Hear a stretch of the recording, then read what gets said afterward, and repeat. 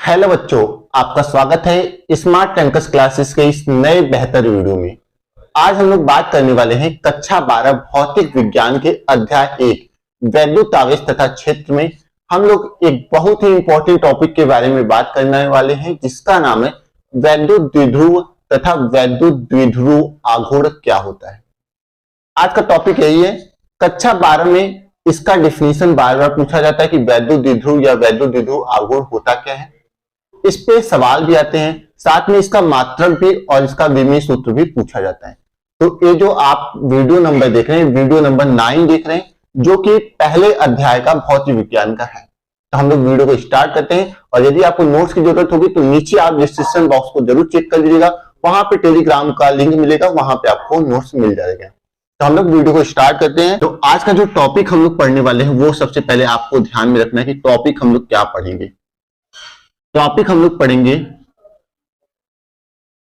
विद्युत द्विध्रुव, विद्युत द्विध्रुव एक टॉपिक, और दूसरा टॉपिक हम लोग पढ़ेंगे विद्युत द्विध्रुव आघूर्ण, विद्युत द्विध्रुव आघूर्ण। ये दो टॉपिक हम लोग क्या करने वाले हैं, आज पढ़ने वाले हैं। विद्युत द्विध्रुव को इंग्लिश में बोलते हैं एक इलेक्ट्रिक डाइपोल, और विद्युत द्विध्रुव आघूर्ण को इंग्लिश में बोलते हैं इलेक्ट्रिक डाइपोल मोमेंट। और लेक्चर नंबर आप 9 आज देख रहे हैं। आज का जो लेक्चर नंबर है वो 9 है। हमारा काम सबसे पहले होगा कि हम लोग हेडिंग लगाएंगे कि आखिरकार विद्युत द्विध्रुव होता क्या है। हमारा मेन जो पॉइंट होगा वो हम लोग जानेंगे क्या कि विद्युत द्विध्रुव होता क्या है। तो हम लोग हेडिंग लगा लेते हैं विद्युत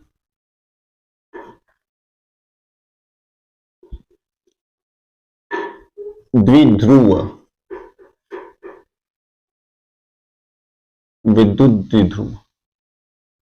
तो विद्युत द्विध्रुव जो होता है, जो इलेक्ट्रिक डाइपोल होता है, वो एक ऐसा निकाय होता है या ऐसा वस्तु होती है जिसमें दो आवेश वो एक दूसरे से बहुत ही अल्प दूरी पे स्थित रहते हैं। लेकिन वहां पे कंडीशन एक दिया रहता है कि जो दोनों आवेश रहेंगे उनका मान जो होगा वो तो समान होगा, लेकिन प्रकृति अलग अलग होगी।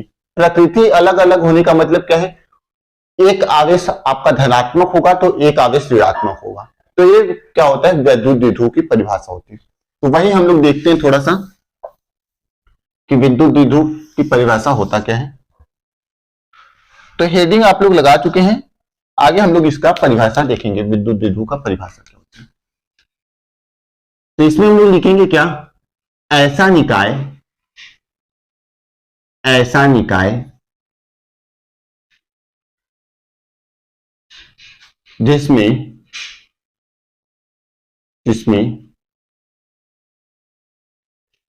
दो बराबर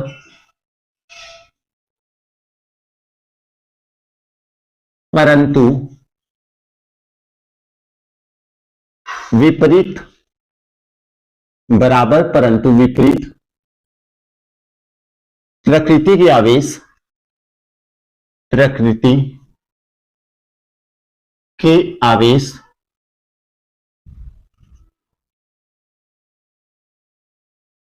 एक दूसरे से एक दूसरे से एक दूसरे से अल्प दूरी पर, अल्प दूरी पर रखे होते हैं, रखे होते हैं, होते हैं, उसे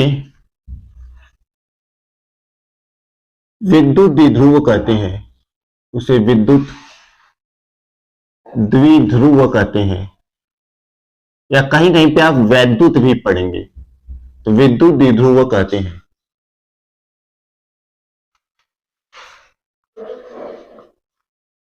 ठीक, ऐसा निकाय जिसमें दो बराबर परंतु विपरीत प्रकार के आवेश एक दूसरे से अल्प दूरी पर स्थित रहते हैं, उसे हम लोग क्या बोलते हैं, वैद्युत द्विध्रुव कहते हैं। उदाहरण भी इसका हम लोग थोड़ा सा जान लेते हैं कि उदाहरण क्या होता है, विद्युत द्विध्रुव का उदाहरण क्या होता है। उदाहरण, उदाहरण में जैसे हम लोग विलयन ले लेंगे, H2O का, मतलब H2O जल है, ये हमारा विद्युत द्विध्रुव है। NH3 क्या है, एक विद्युत द्विध्रुव का उदाहरण है। CH4 क्या है, एक विद्युत द्विध्रुव का उदाहरण है। समझ गए। HCl क्या है, एक विद्युत द्विध्रुव का उदाहरण है। तो ये क्या हो गया, उदाहरण हो गया आदि। आगे हम लोग थोड़ा सा विद्युत द्विध्रुव को फिगर के थ्रू समझने की कोशिश करते हैं कि वास्तव में ये जो विद्युत द्विध्रुव है ये क्या चीज है विद्युत द्विध्रुव। तो इसको हम लोग फिगर के थ्रू समझते हैं। तो हमारे पास ये ऋण आवेश है, एक ऋण आवेश है जो कि मान के चलते हम लोग माइनस क्यू है, ठीक, यहां पर। और यहां पे एक दूसरा आवेश है जो कि प्लस क्यू है। अब इन दोनों को हम लोग मिला देते हैं और इनके बीच की दूरी जो है वो 2l है, जो कि क्या है, बहुत अल्प दूरी है। क्या है, बहुत अल्प दूरी है। और ये विद्युत द्विध्रुव का यहाँ पे कोई मध्य बिंदु O ले लेते हैं। तो ये जो निकाय आपके सामने, जो वस्तु आपके सामने, जो चीज आपके सामने दिखाई दे रही, ये क्या है, एक विद्युत द्विध्रुव है। इसमें आपको देखे तो आपको क्या इंफॉर्मेशन मिल रही, इसमें आपको ये इंफॉर्मेशन मिल रही कि दो आवेश हैं जिनका प्रकृति क्या है, एक यहाँ पे धनात्मक आवेश है और एक आपका क्या है, ऋणात्मक आवेश। तो दो, और जो इन दोनों आवेश है इनका मान जो है वो समान है, मतलब यहाँ पे भी क्यों है, यहाँ पे भी क्यों है, लेकिन इनकी जो प्रकृति है धनात्मक और ऋणात्मक। तो दो बराबर परंतु विपरीत प्रकार के आवेश एक दूसरे से अल्प दूरी यहाँ पे कितनी है, 2l। अब बहुत सारे बच्चों के दिमाग में एक पॉइंट आ रही होगी कि यहाँ पे जो डिस्टेंस है वो 2l ही क्यों लेते हैं या 2a ही क्यों लेते हैं, क्यों ऐसा कोई नंबर नहीं लेते, जैसे हम लोग d क्यों नहीं ले लिए, हम लोग x क्यों नहीं ले लिए, या 2x या 2d ऐसा क्यों लेते हैं हम लोग। तो इसका रीजन यह है कि जैसे कि अगर हम लोग इस वैद्युत द्विध्रुव के कारण, आगे आप लोग पढ़ोगे कि हम लोग वैद्युत द्विध्रुव के कारण वैद्युत क्षेत्र की तीव्रता को भी निकालते हैं।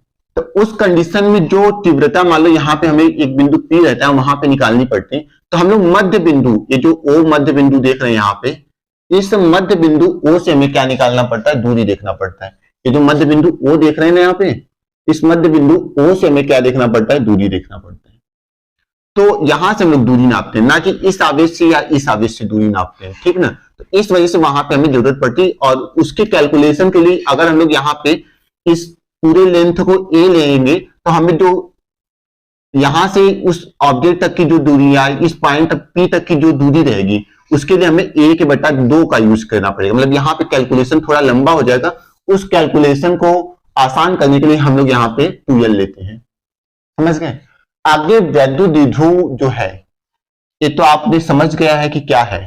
अब नेक्स्ट हम लोग पॉइंट पढ़ेंगे कि विद्युत द्विध्रुव आघूर्ण क्या होता है। विद्युत द्विध्रुव आघूर्ण क्या होता है। विद्युत द्विध्रुव आघूर्ण, इलेक्ट्रिक डाइपोल मोमेंट, ये भी एकदम आसान पॉइंट है, इसमें भी कुछ है नहीं। इसको हम लोग क्या समझेंगे, वैद्युत द्विध्रुव के किसी एक आवेश, जैसे यहाँ पे दो आवेश हैं तो इन दो आवेश में से कोई एक आवेश लेंगे, तो वैद्युत द्विध्रुव के किसी एक आवेश तथा दोनों आवेशों के बीच की दूरी के गुणनफल को हम लोग वैद्युत द्विध्रुव आघूर्ण कहते हैं। तो यही है इसका परिभाषा वैद्युत द्विध्रुव आघूर्ण का, उसको भी हम लोग लिख लेते हैं। क्या परिभाषा होगा, एक तो वैद्युत द्विध्रुव तो समझ गए, ये हमारा क्या है, वैद्युत द्विध्रुव है। तो इस वैद्युत द्विध्रुव में से हम लोग किसी एक आवेश को लेंगे, तो हम लोग यहाँ पे लिखेंगे क्या, वैद्युत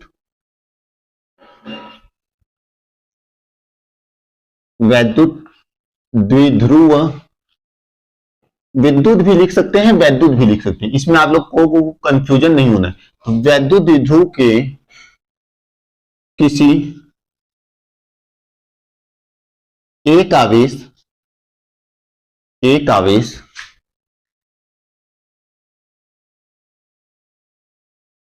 तथा दोनों आवेशों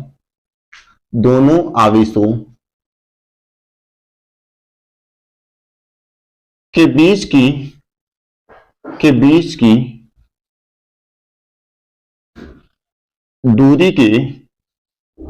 दूरी के गुणनफल को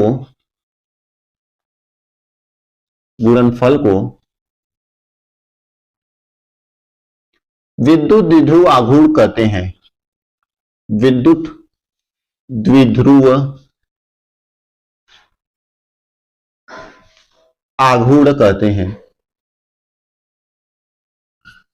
आघूर्ण कहते हैं। अब जो वैद्युत द्विध्रुव आघूर्ण होता है, इस वैद्युत द्विध्रुव आघूर्ण को हम लोग P से प्रदर्शित करते हैं। तो हम लोग लिखेंगे इसे P से प्रदर्शित करते हैं। इसे P से प्रदर्शित करते हैं। यह एक सदिश राशि है। यह एक क्या है? सदिश राशि है। यह एक क्या है? सदिश राशि है। सदिश राशि है क्योंकि इसमें दिशा की भी जरूरत होती है।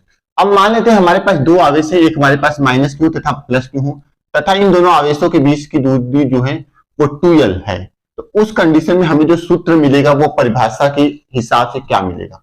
ठीक, तो उस सूत्र को हम लोग देख लेते हैं कि हमें जो सूत्र मिलेगा वो क्या मिलेगा। तो आगे हम लोग क्या लिखेंगे? माना -q तथा +q कूलाम के दो आवेश 2l दूरी पर स्थित हो तो अगर दो आवेश 2l दूरी पर स्थित है, जो कि क्या है? बहुत छोटी सी दूरी है, तो उस कंडीशन पे क्या हो जाएगी? उस कंडीशन पे हम लोग देखते हैं कि हमें एक फॉर्मूला मिलता है। वो फॉर्मूला क्या मिलता है? P बराबर 2ql। वो फॉर्मूला हमें क्या मिलता है? P बराबर 2ql। अब ये कैसे मिला, इसको हम लोग थोड़ा सा समझ लेते हैं। या हम लोग देखें तो हमने परिभाषा में क्या लिखा है? वैद्युत द्विध्रुव के किसी एक आवेश हम लोग कोई भी ले लेते हैं q, और दोनों आवेशों के बीच की दूरी क्या है? 2l। तो 2l का गुणा कर देते हैं। अब P बराबर हमें क्या मिल जाएगा? P बराबर 2ql मिल जाएगा। ये हमें क्या हो गया? वैद्युत द्विध्रुव आघूर्ण के लिए सूत्र मिल गया।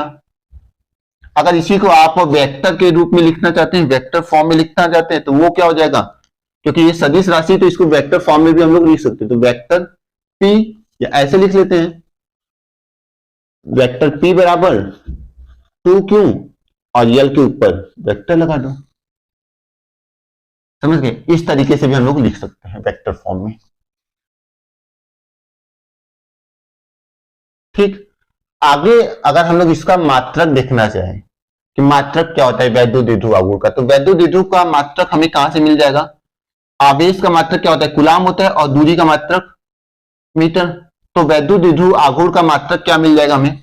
मात्रक इसका मिल जाएगा कूलाम मीटर। यहां पे हम लोग एक पॉइंट में लिख लेते हैं मात्रक। इसका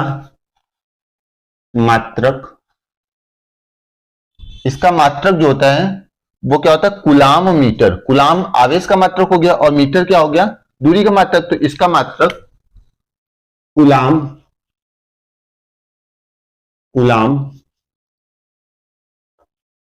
मीटर होता है।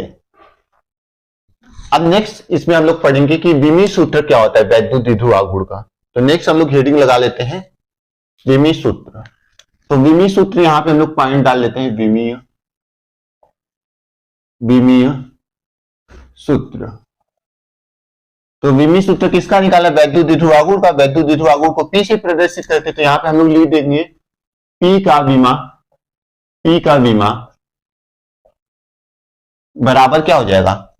Q का विमा, आवेश का विमा, या बोल सकते हैं कूलाम का विमा गुणे मीटर का विमा। तो कूलाम का विमा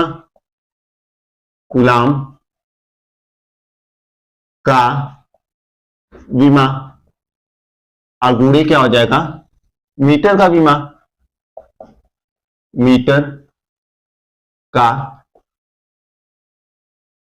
तो कूलाम किसका मात्रक है? आवेश का मात्रक है। आवेश बराबर क्या होता है, आवेश बराबर क्या होता है, धारा गुणे समय, ठीक ना। तो धारा का विमी सूत्र ए होता है और समय का विमी सूत्र टी होता है। गुणा कर देंगे, मीटर मतलब एक लंबाई है तो लंबाई के लिए यल यूज कर देंगे।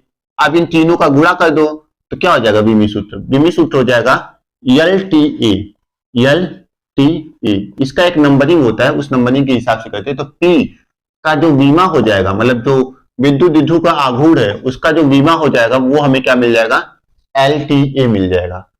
तो ये इस तरीके से पूरा क्या है, वैद्युत विध्रुव आघूर्ण के बारे में कंप्लीट इंफॉर्मेशन है।